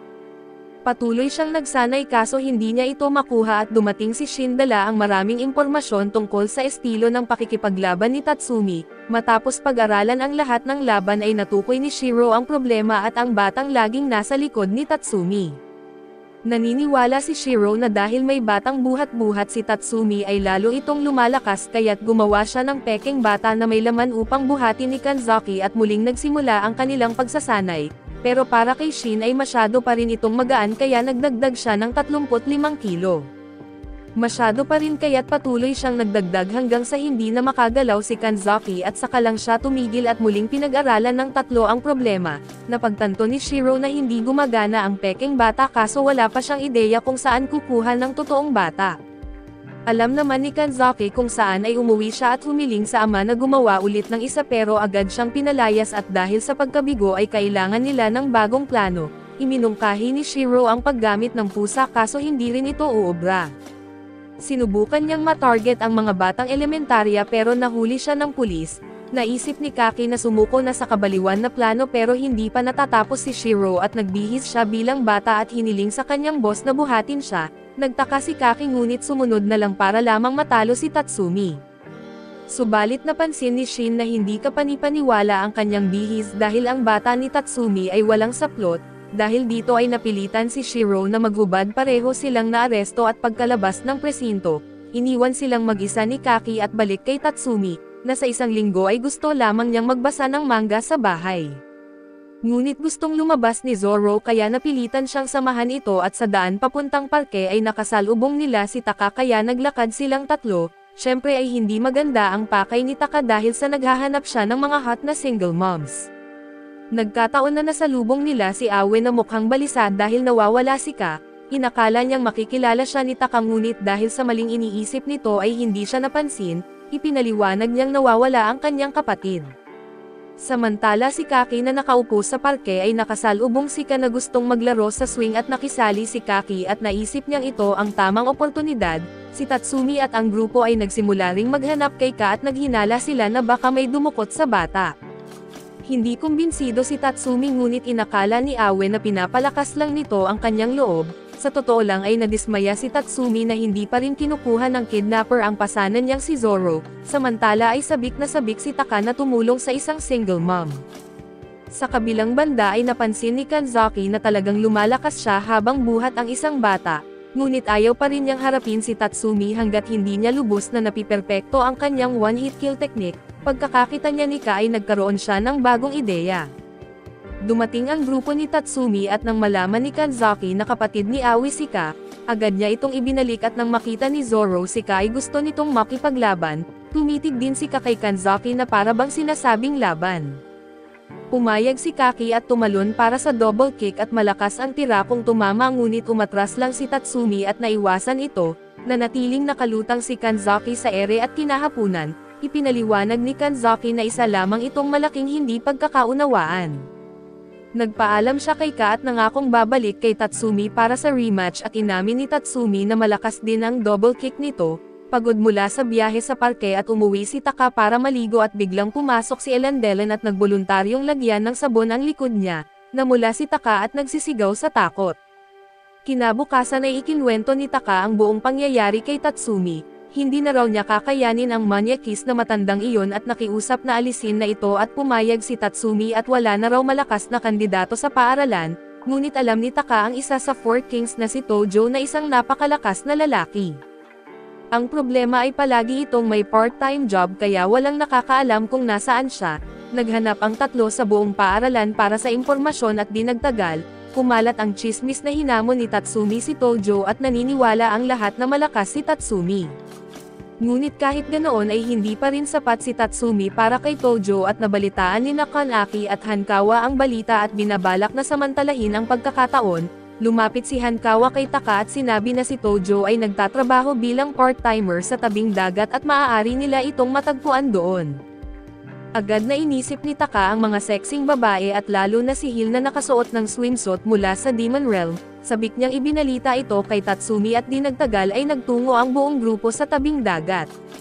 Tinanong ni Taka si Tatsumi kung pinagsuot niya si Hill ng swimsuit at kinumpirma ni Tatsumi na oo. Marahil ang pinaka-sexing swimsuit sa buong Demon Realm at sa narinig, labis na natuwa si Taka at biglang nagbihis si Hill doon mismo na lalong nagpabaliw kay Taka sa excitement, ngunit sa kasamaang palad ang sexing outfit na tinutukoy ni Tatsumi ay para kay Zoro. Dumating si Elangelan na naka-swimsuit upang punan ang pagkadismaya ni Taka at pagkatapos noon, nagsimula silang maghanap kay Tojo at dumating sila sa isang kainan upang magtanong, pero nagkamali ng akala ang may-ari at inisip na naroon sila para magtrabaho. Dinala silang dalawa para tumulong gumawa ng noodles at wala ng oras si Tatsumi, pero natuwa si Taka dahil puro magaganda ang mga customer at naroon din sina Kaki at Hawa na naghihintay ng tamang pagkakataon upang umatake. Gayunpaman ay nakapag-imbestiga na si Shiro at nalaman niyang wala si Tojo roon at dumating din si Aoi nang marinig ang balita. Dala ng pag-aalala para kay Tatsumi at matapos ang shift, nalaman ni Tatsumi na natanggal si Tojo sa trabaho noong nakaraang araw dahil sa pakikipag-away sa isang customer bagaman hindi angkop ang salitang customer dahil mukhang gangster ang lalaki. Pagkatapos ay bumalik ang parehong grupo ng gangster at mabilis silang pinatumba ni Tatsumi bago umalis upang hanapin si Tojo. Ang hindi nila alam ay nasa katabing lugar lang si Tojo at may pinapatakbong arm wrestling booth. Dahil hindi nila siya makita ay nagtungo sina Tatsumi at Taka upang maglaro sa tabing dagat. Habang naglalaro ng frisbee ay aksidenteng natapakan ni Tatsumi ang buhangin ng bundok ni Zoro kaya tinadyakan at nakuryente siya ng bata. Dumating din si Aoi at nang magtama ang mata nila ni Hill at muling nagkaroon ng tahimik na tensyon. Pumunta si Taka upang bumili ng inumin para makapahinga at isang magandang babae ang lumapit sa kanya at nag-abot ng papel na naglalaman ng lokasyon ni Tojo. Agad niyang binabalikan si Tatsumi upang ibalita ito at nais na agad umalis ni Tatsumi, ngunit gustong maglaro ni Zoro ng larong paghati ng pakwan at dahil sa walang pakwan ay ginamit nila si Elangelan. Matapos ang laro at pagpunta sa lugar ay nakaalis na si Tojo at naisip ni Taka na sumulat ng hamon at itinakda ang laban sa ganap na alas 5 ng hapon sa tabing dagat, ngunit hindi niya alam kung ano ang itsura ni Tojo kaya hiniling niya kay Aoi na ihatid ang sulat. Inakala ni Aoi na isa iyong sulat ng pag-amin ng damdamin at agad siyang na-excite. Ngunit nang buksan niya ito at malamang hamon pala ito ay agad siyang nawalan ng interes, may hawak pa rin ang sulat at ayaw ni Aoi na maglaban sina Tatsumi at Tojo dahil alam niya kung gaano ito napakapanganib, ngunit bago pa man niya masira ang sulat ay dumating ang mga tauhan ni Tojo. Kinahapunan ay dumating si Tojo sa lugar ng tagpuan upang hintayin si Tatsumi at sa daan patungo roon, hinarang si Tatsumi ng gang ng HKT at gusto nilang sumali siya sa HKT upang labanan si Tojo at wala siyang pakialam at agad niyang pinatumba ang mga ito, ngunit nahulog si Zoro mula sa kanyang likod at nakuryente siya nawalan ng malay. Samantala ay naghihintay pa rin ang grupo ni Tojo at bumalik ang mga dating gangster na may mas maraming kasama, at dahil magandang pagkakataon ito para magpainit habang naghihintay kay Tatsumi at pinatulan ni Tojo ang laban. Nang dumating si Tatsumi ay madilim na at nakaalis na ang grupo ni Tojo, binalaan siya ni Aoi na itigil na ang kanyang plano dahil wala siyang laban pero para kay Tatsumi ay mukhang masaya lang ito, samantala ay nagsimula na ang summer vacation. Lumipat ang pamilya ni Taka sa isang tropikal na resort upang magbakasyon at plano niyang gamitin ang oras na iyon upang lumayo sa lahat ng gulo, kaso nang makakita siya ng dalawang magagandang babae ay agad nag-activate si Tatsumi sa flirt mode, subalit sa likod ng dalawang babae ay naroon si Elang Dalan. Nang maramdaman ang panganib ay tumakbo si Tatsumi kaso nahuli siya ni Elang Dalan at pilit siyang ibinalik sa Japan. Ang dahilan ng pagbabalik ay nais lamang siyang yayain ni Tatsumi na pumunta sa pampublikong swimming pool, napakabait nga naman ng kaibigan. Ngayon ay napilitan si Taka na makisiksik sa isang sobrang siksik na pool dahilan upang siya ay magalit, pero wala siyang magawa tungkol dito at ipinaliwanag ni Tatsumi na nang pumunta siya sa bahay ni Taka upang yayain itong lumangoy, nadatnan niyang mag-isa si Ellen. Lumalabas na nakalimutan ng pamilya ni Taka na isama siya sa bakasyon at dahil naawa si Tatsumi, inutusan niya si Ellen na sunduin si Taka at nabigla si Taka bakit hindi na lang daw sinabi ni Tatsumi na ibalik silang dalawa sa resort, nang maisip ito sa kalang napagtanto ni Tatsumi kung gaano siya katanga. Nainis si Taka kaya nagpunta siya upang bumili ng inumin at doon ay nakasalubong si Choyaki na kasama ang ilang miyembro ng grupo ni Aoi. Naisip ni Taka na baka hindi naman pala masama ang trip na ito kaya't nilapitan niya ang mga babae upang makipag-usap, tinanong ni Tatsumi kung darating din si Aoi. Karaniwan ay hindi siya sama-sama sa ganitong lakad dahil abala siya sa training tuwing tag-araw, ngunit napilit siya ng grupo upang makapag-relax at gayunpaman, agad siyang tumakas nang makita si Tatsumi dahil pakiramdam niya ay hindi bagay ang suot niya at umalis siya upang magpalit ng damit.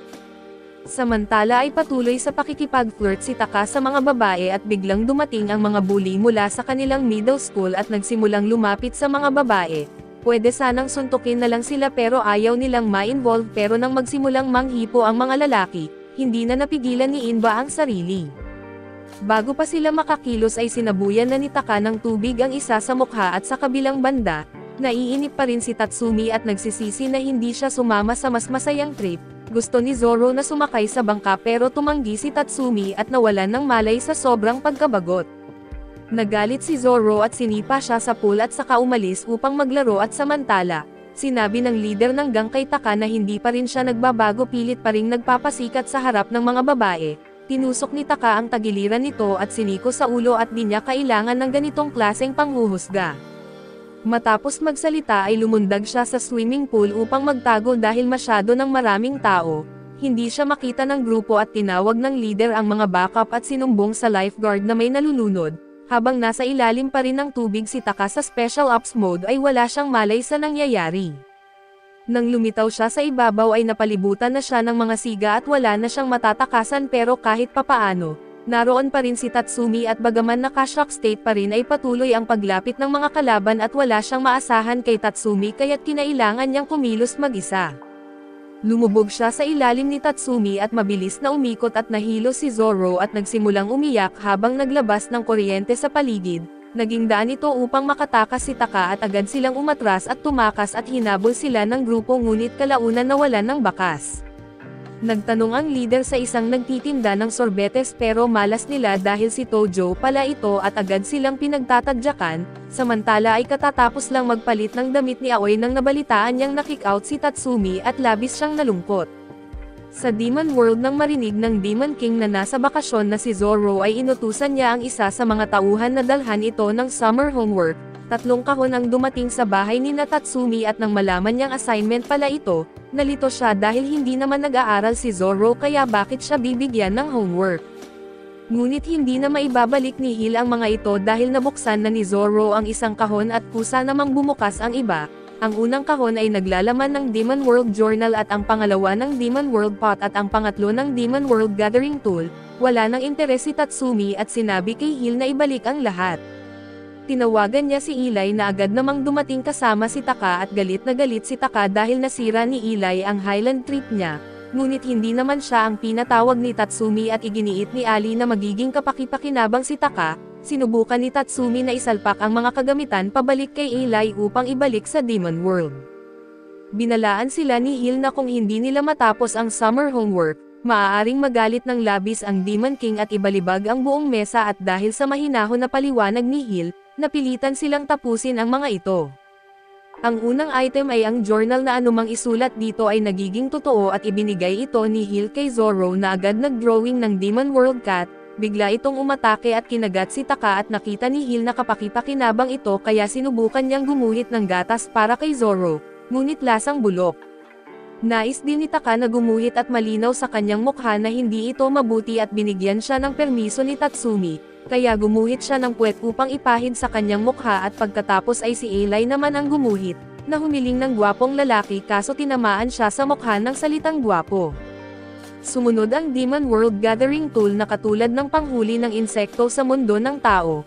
Automatikong na-print sa papel ang nahuhuli at pinangunahan ni Hill ang lahat patungo sa lugar ng panghuli na siya palang paaralan ni Tatsumi. Ang mga delinkwento roon ay kwalipikado bilang target. Inabutan si Tatsumi ng bog's water at nang paluan niya ang isang tao.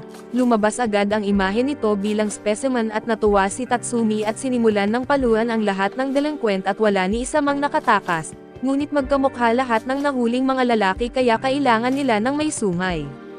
Sa oras ding iyon dumating sina Hankawa at Kanzaki upang pigilan si Tatsumi kaso nakahuli siya ng may sungay sa mismong sandaling iyon, gayunpaman ay hindi pa rin ito sapat kaya iminungkahi ni Eli na manghuli sila ng paro-paro at itinuro si Awe, agad siyang tumakbo para hulihin ito.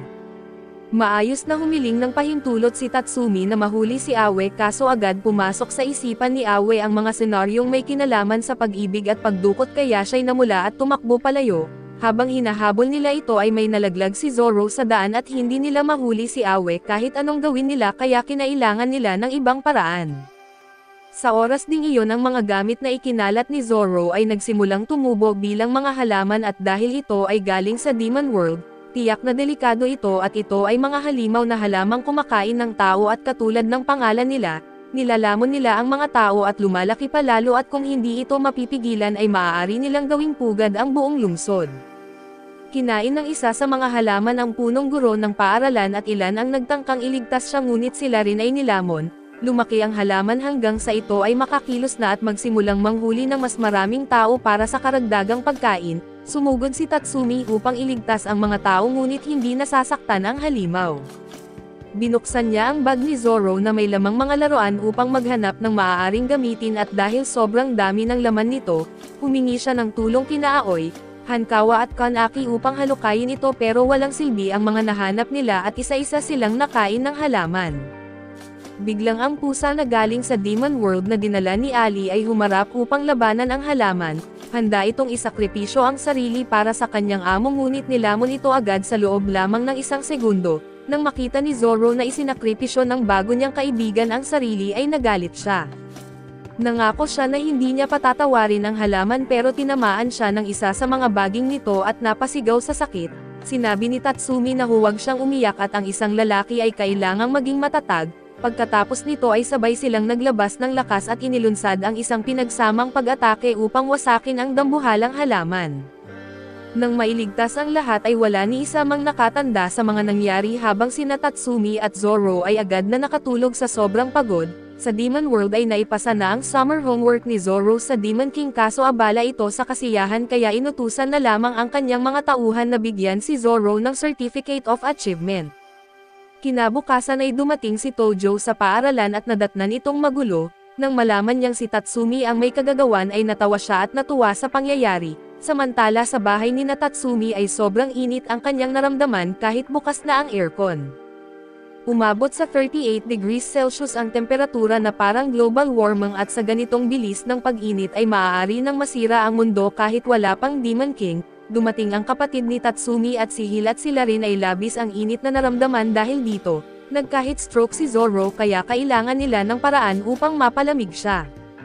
Dumating muli si Taka at nagmamakaawang tanggalin na si Zoro dahil sinira na naman ni Eli ang kanyang reputasyon at iniimbitahan siyang matulog kasama nito sa liwanag pa ng araw. Inilabas ng kapatid ni Tatsumi ang isang inflatable pool upang mapapaligaw si Zoro at nang marinig ni Taka na maliligaw rin si Eli ay agad siyang sumaya. Ngunit nang inilagay si Zoro sa pool ang malamig na tubig ay agad naging mainit at walang makalapit. Tumanggi si Taka na sumuko at iginiit na dalhin si Zoro sa bathtub at dumating si Eli at dinala si Taka para maligo, samantala doon ay lalong lumala ang kondisyon ni Zoro. Nang subukan niyang uminom ng gatas at nabasag ang buong bote at hindi na siya nagpapalabas ng init dahil iniipon na lang niya ito sa loob, nagsimula siyang maging sobrang hyper at gumulong sa sahig at nawawala na rin ang crest sa kamay ni Tatsumi. Mas malala pa ito kaysa sa inaasahan ni Hill at ang sobrang lagnat ay naputol na ang koneksyon nila ni Zoro. Lubos ang pag-aalala ni Hill para sa kanyang batang amo at habang si Tatsumi naman ay natutuwa dahil hindi na siya makukuryente. Nang makita ni Hill na nagbiro pa rin si Tatsumi sa gitna ng seryosong sitwasyon ay itinapon niya ito palabas ng bahay.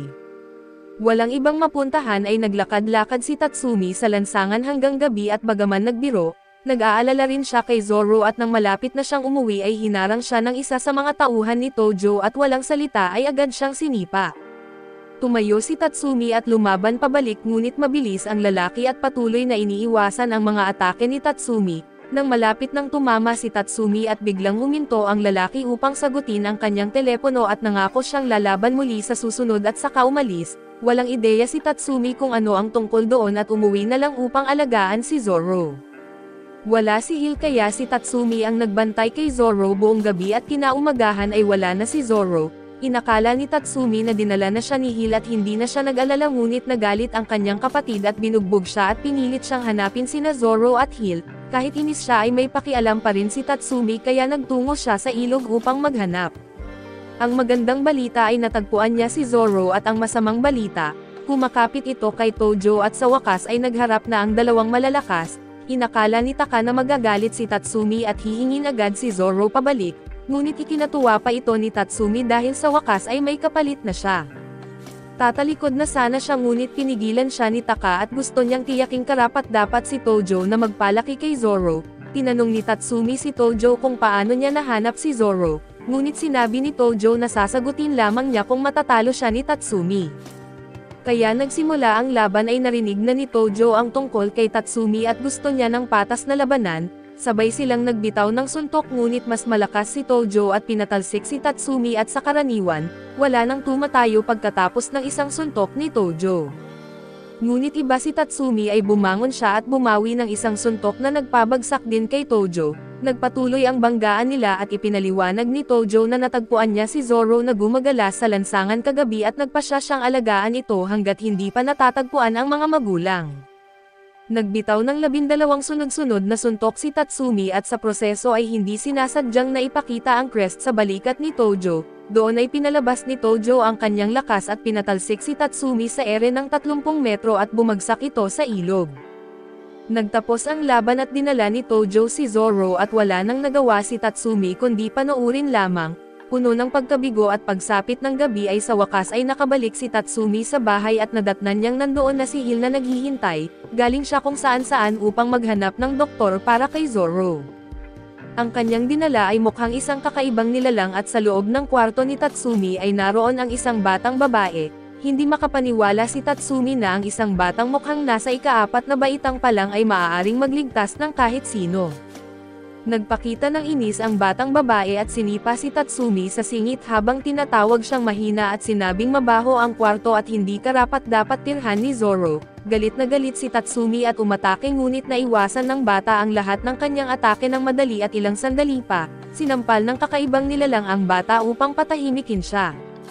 Ipinakilala ni Hill ang batang babae bilang si Dr. Foss at ang halimaw bilang ang kanyang assistant na si Leimei. Hindi makapaniwala si Tatsumi na isang ang doktor ang nilalang na iyon kaso dahil andyan na rin ang doktor at wala naman ang pasyente ay wala siyang magagawa. Ayon sa paglalarawan ni Hill sa kondisyon ni Zoro at maaaring ito ay simpleng lagnat dulot ng pagkakaroon ng ngipin na karaniwan sa mga bata, ngunit may kaibahan sa kasong ito at sa mundo ng tao. wala ni isang sisidlan na sapat ang lakas upang hawakan ang demonic energy ni Zoro. Kaya pinutol ni Zoro ang koneksyon kay Tatsumi upang hindi ito masaktan at kung hindi niya ito ginawa, patay na sana si Tatsumi at hindi dahil sa naghahanap si Zoro ng bagong ama. Batay sa mga obserbasyon ni Hill sa laban ni Tatsumi ay may lagnat pa rin si Zoro. Kahit malakas si Tojo ay wala itong bahid ng masamang intensyon na isa sa mga kondisyon upang matawag na Chosen One. Hindi pa rin alam ni Hill kung bakit kumakapit si Zoro kay Tojo at balik sa gabing iyon ay nagtatrabaho si Tojo sa Summer Festival. Mahilig siya sa mga pusa na parang alipin pa nga sa mga ito. Pagkatapos ng trabaho habang pauwi kasama ang kanyang mga tauhan ay nakita niya si Zoro na nag-iisa sa tambakan. Tinawag niya ito na parang pusa na kalye dahil sa lagnat ay inakala ni Zoro na si Tatsumi siya at agad na kumapit dito, kaya nagpasya si Tojo na siya na ang magpalaki sa bata. Sa madaling sabi ay kailangan pang lumakas ni Tatsumi kung gusto niyang maging karapat-dapat kay Zoro. Ang tanging paraan para mapatunayan ito ay ang talunin si Tojo at syempre ay hindi pa sumusuko si Tatsumi at nangako si Tatsumi na tatalunan niya si Tojo. Pagkatapos ay inilabas ni Leimea ang isang baril na isang kagamitan na magbabalik ng koneksyon kay Zoro at magpapagising ng panloob na kapangyarihan ni Tatsumi. Sa mismong sandaling binaril siya sa ulo ay nadala si Tatsumi sa isang kakaibang lugar na puno ng mga nilalang na hindi pangkaraniwan mula sa sobrang maskuladong bersyon ni Taka, hanggang sa dalawang kakaibang nilalang na mukhang bulaklak. Matapos malampasan ang ilang pagsubok ay nakaharap niya ang mabuting bersyon ng kanyang sarili. Hindi ito nais makipaglaban ay gusto lang nitong makipag-usap ngunit si Tatsumi ay sanay lamang makipag-usap gamit ang kanyang kamao. Habang paulit-ulit siyang sumusuntok ay dumarami ang mga kopya at sa huli, ang lahat ng ito ay naging usok at naglaho at sa gitna ng isang mahiwagang bilog ay naroon si Zoro, samantala sa labas ay nagsimula na ang proseso ng pagtanggi ng katawan ni Zoro. Lumipas ang 6 na oras ngunit wala pa ring palatandaan na magising si Tatsumi.